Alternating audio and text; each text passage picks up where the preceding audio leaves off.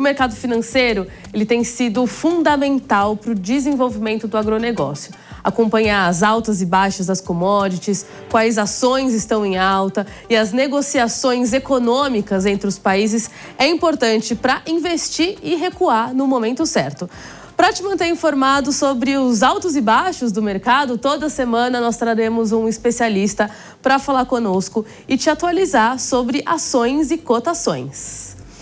Hoje nós vamos conversar com o Leonardo Alencar, ele é Head de Agro da XP Investimentos. Então, muito obrigada, seja muito bem-vindo ao Hora H do Agro, Leonardo. Eu já vou aproveitar puxando aqui por um assunto que é isso, é o noticiário recente. Então, eu queria saber, as tarifas anunciadas pelo presidente dos Estados Unidos, Donald Trump, elas estão impactando as bolsas do mundo inteiro?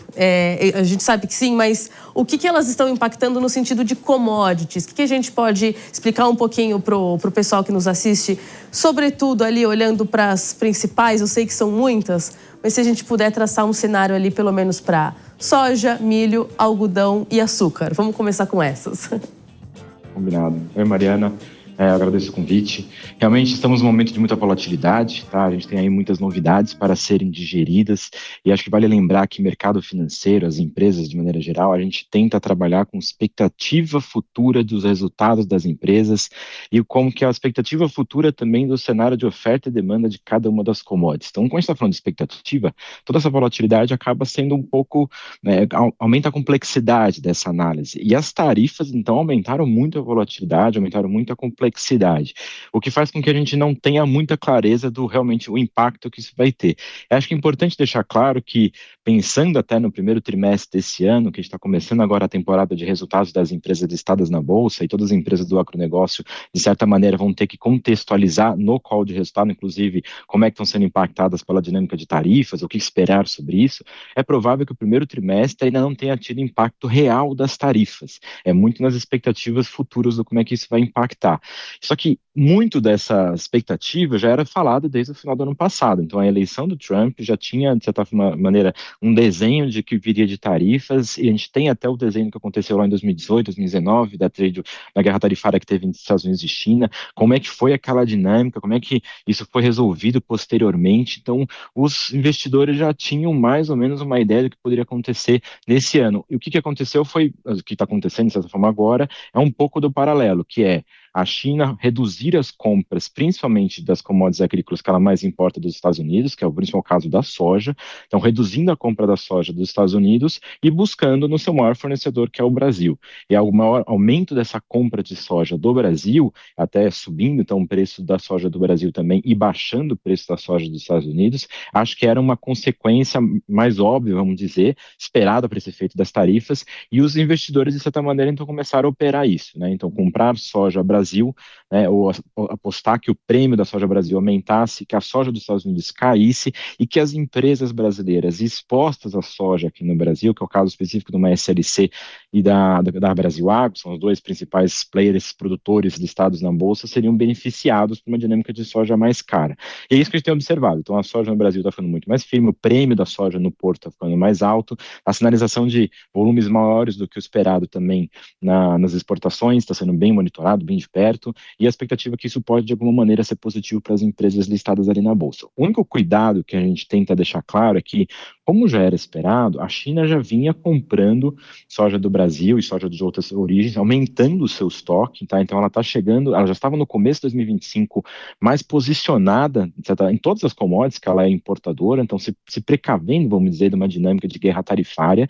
Uma grande mudança desse ano de 2025, com o que aconteceu lá em 2018 e 2019, é que naquela época a China é uma grande compradora de soja dos Estados Unidos, mas não era tão grande do Brasil. E foi uma surpresa a questão da guerra tarifária. Então esse ano a gente não tem um efeito surpresa e a China já é a maior compradora de soja do Brasil, pode aumentar o volume, mas ainda assim já estava meio que no radar que isso aconteceria. Então uma parte dessa consequência das tarifas já estava embutido no preço das commodities aqui, embutido inclusive no resultado das empresas listadas na Bolsa também. Pensando que para todas as commodities a soja é o mais relevante, tá? Então a soja é a principal destino é a China é uma compradora de soja, vai comprar mais soja do Brasil, menos soja dos Estados Unidos, sobe o preço aqui, pressiona um pouco mais as cotações lá. Milho, o Brasil passou a ser exportador faz menos tempo. Tá? Milho é muito mais consumo interno do que exportação. A China até teve uma safra boa de milho também, então até a demanda de milho da China deve ser menor. Um outro ponto, algodão, e acho que aqui é até mais sensível, tá? Porque algodão, por mais que seja uma commodity, ela acaba apoiando muito mais o cenário de demanda de algodão do que da oferta, diferente da soja e do milho. O que é isso relevante? Num cenário de tarifas e preocupação com recessão global, isso afeta a demanda, isso é negativo para o preço do algodão, porque as indústrias têxteis acabam sofrendo com perda de poder aquisitivo da população por conta de inflação e recessão. Então, o algodão está sofrendo bastante, o preço do algodão caindo. Agora, o açúcar, por enquanto, ele é a commodity que tem sido menos impactada, tá numa dinâmica de oferta e demanda por conta do início da colheita aqui no Brasil, né? Está começando a colheita da cana-de-açúcar, tem algumas revisões para baixo de safra por conta de clima também, clima seco, eu sei que vocês estavam comentando um pouco mais cedo sobre isso, então acho que tem alguns ajustes de expectativa em relação à capacidade de produção de açúcar desse ano no Brasil, mas ainda menos impactado pela dinâmica tarifária, porque não tem um vínculo direto com os Estados Unidos, tá? Então acaba que a gente está muito numa discussão de soja, mais do que todas as outras commodities. Quando a gente pensa em tarifa, uma parte disso já estava precificado na commodity, já estava, de certa forma, até esperado dentro do resultado das empresas. Muito bom, te agradeço por todo esse contexto, passando aí por pelo menos quatro commodities. Só para a gente encerrar, então, muito rapidamente, você trouxe no começo da sua fala essa questão da previsão de resultados aí do primeiro trimestre de 2025. O que a gente pode, como que a gente pode falar para a nossa audiência? Quais cautelas tomar para quem investe diante dessa guerra tarifária, diante de, inclusive, resultados que talvez do primeiro trimestre ainda não reflitam tudo isso que está acontecendo? Para quem investe, quais cautelas tomar? O que é importante ficar atento dentro de um cenário tão volátil? Acho que é uma excelente pergunta, porque muitas vezes o investidor brasileiro ele é muito curto-prazista, tá? Talvez até por conta dessa volatilidade política, macroeconômica que também estamos passando aqui no Brasil nesse momento, ele tem tido muita volatilidade nos seus resultados, tem ficado muito sensível a isso, então a gente tem visto um investidor muito curto-prazista. Então muitas vezes a discussão é como é que vai ser o trimestre vai ser um trimestre bom, o trimestre vai ser ruim, e a gente deixa de olhar o médio e longo prazo das empresas. Então acho que o cuidado que a gente tem que ter aqui é colocar em perspectiva o primeiro trimestre desse ano e o que vem pelos próximos trimestres de 2025 e para frente. Eu destaco isso porque, no caso da soja, então a gente está colocando prêmio na soja Brasil por conta dessa questão tarifária que a qualquer momento pode acontecer de Estados Unidos e China eventualmente entrarem em algum acordo, como foi que aconteceu na outra guerra tarifária, e se isso acontecer, soja do Brasil cai de preço, a soja de Chicago acaba subindo de preço novamente, e aquele resultado positivo que era esperado para os produtores, que é o caso da SLC, acaba não durando, tá? Então a gente tem aí uma cautela, no caso de SLC, tem até uma recomendação de neutro, a gente acha que o cenário de médio e longo prazo não é favorável para as commodities agrícolas, ainda que no curtíssimo prazo positivo, vamos dizer, por conta do efeito tarifário e que o Brasil tem de ser favorecido. Agora, no caso das proteínas, que também são bastante cíclicas, tá? Eu acho que a gente também tem que olhar um pouco mais longo. Então a gente tem um cenário que foi muito bom de 2024, um começo de 25 com surpresa positiva de consumo no Brasil, no mercado interno, a demanda doméstica realmente tem surpreendido.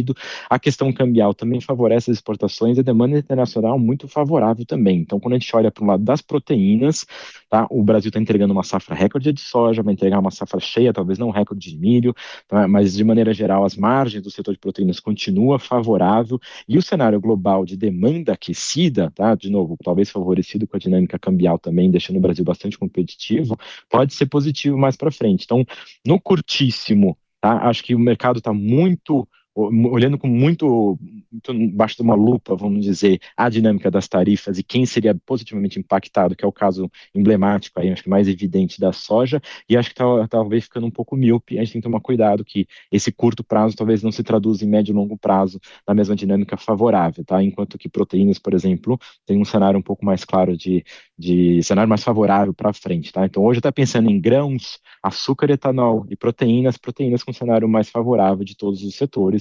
Tá? Açúcar e etanol, não, tá? A gente tem muitas coisas que a gente poderia discutir aqui, mas incerteza até da dinâmica de precificação da Petrobras, teve queda no diesel recentemente, pode ter queda na gasolina também, tá acima da paridade internacional, o preço do petróleo caiu bastante, então pressiona essas cotações. Então, açúcar e etanol é um setor um pouco mais, menos atrativo nesse momento, tá? E grãos muito na temática. matemática de tarifas que a gente não sabe o que pode acontecer. E aí só deixo para fechar minha fala, né? Se essas tarifas atuais que estão entre Estados Unidos e China se perpetuarem, é um cenário não desenhado, não esperado, que a gente realmente tem que avaliar como é que seria. Mas se por acaso de voltar para alguma coisa no meio do caminho ou voltar para os inícios ali das tarifas, realmente é muito mais baixo do que está sendo precificado hoje, então a gente tem muito mais risco de queda no preço da soja Brasil do que alta nos patamares atuais. Muito obrigada, Leonardo Alencar, Head de Agro da XP Investimentos. Te agradeço a participação, te agradeço, inclusive, esses tantos cenários. Espero contar com você para as próximas vezes, para a gente falar, talvez, de cadeias específicas aí também. Te agradeço muito.